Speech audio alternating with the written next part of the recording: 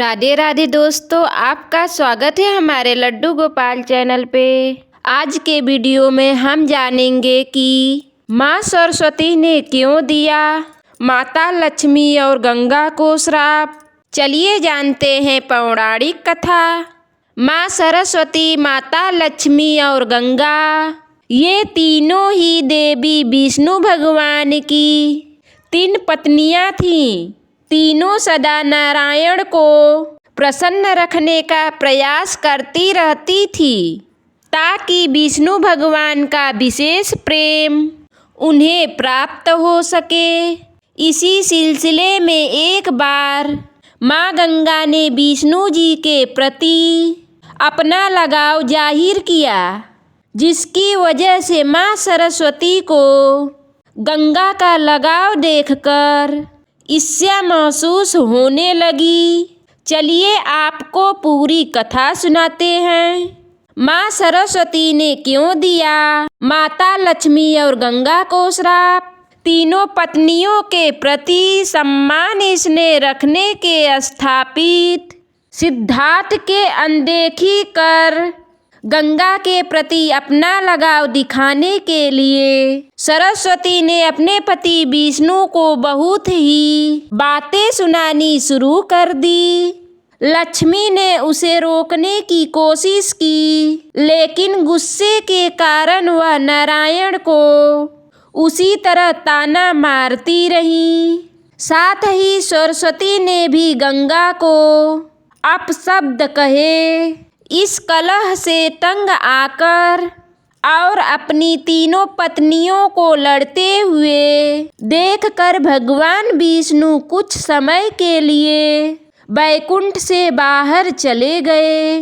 नारायण को इस प्रकार बाहर जाते देख सरस्वती जी को बहुत दुख हुआ, लेकिन उन्होंने इसका कारण देवी गंगा को माना। क्रोध से भरी सरस्वती ने गंगा पर क्रोध करने के लिए प्रहार करना चाहा। ये अनर्थ देखकर लक्ष्मी जी से रहा नहीं गया और वे उन दोनों के बीच आ गईं। लक्ष्मी ने बीच में आकर दोनों को समझा बुझाकर शांत करने का प्रयास किया, जिससे देवी गंगा तो शांत हो गई, किंतु सरस्वती का क्रोध और बढ़ गया और सरस्वती ने लक्ष्मी को भी गंगा की सहायिका मानते हुए उनका भी अपमान किया और उन्हें बीच में आने की वजह से वृक्ष बन जाने का श्राप दे दिया। सरस्वती के श्राप के प्रभाव से देवी लक्ष्मी तुरंत तुलसी के पौधे में बदल गईं। माँ सरस्वती ने क्रोधित होकर दिया श्राप। माँ गंगा देखकर बहुत गुस्सा हुई कि उनकी वजह से लक्ष्मी जी को भी ये सब सहना पड़ा। निर्दोष लक्ष्मी को इस प्रकार श्राप का भाजन बनते देख गंगा ने भी क्रोध में आकर सरस्वती को नदी बनकर भूतल पर प्रवाहित होने का श्राप दे दिया। सरस्वती भी पीछे नहीं रही और दुखी सरस्वती ने भी गंगा को नदी बनने और मानव की अस्थियां धोने का श्राप दे दिया। उसके बाद जब विष्णु जी वापस आए तो उन्हें अपनी पत्नियों के झगड़े और श्राप की सारी कहानी पता चली। साथ ही लक्ष्मी को पौधे में बदला देख उन्हें असीम दुख हुआ। देवी लक्ष्मी को शांत स्वभाव और सूझबूझ के कारण उन्होंने उन्हीं को अपनी पत्नी के रूप में अपने पास रखना उचित समझा। ये सोचकर कि ऐसी स्थिति पुनः आ सकती है, उन्होंने देवी गंगा और देवी सरस्वती को त्याग देने का निश्चय किया।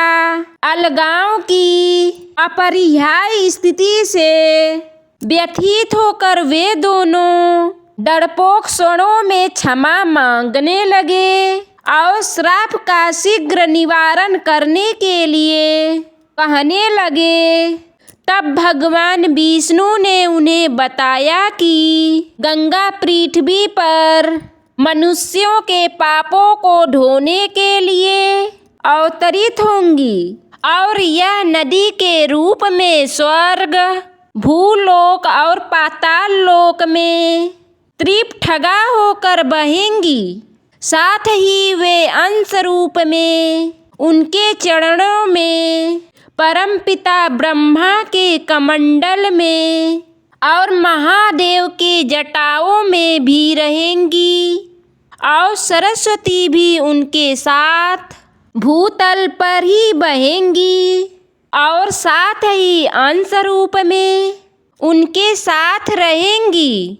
केवल देवी लक्ष्मी ही पूर्ण रूप से ही उनकी पत्नी बनकर वैकुंठ में निवास करेंगी।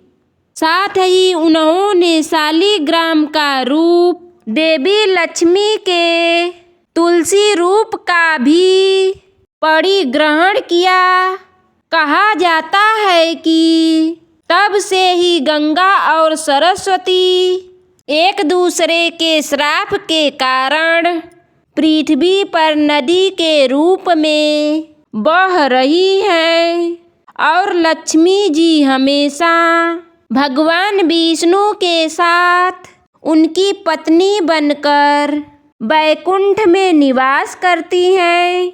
दोस्तों, आपको हमारी कहानी अच्छी लगे तो लाइक, शेयर और सब्सक्राइब करें और कमेंट में जय माता लक्ष्मी ज़रूर लिखें।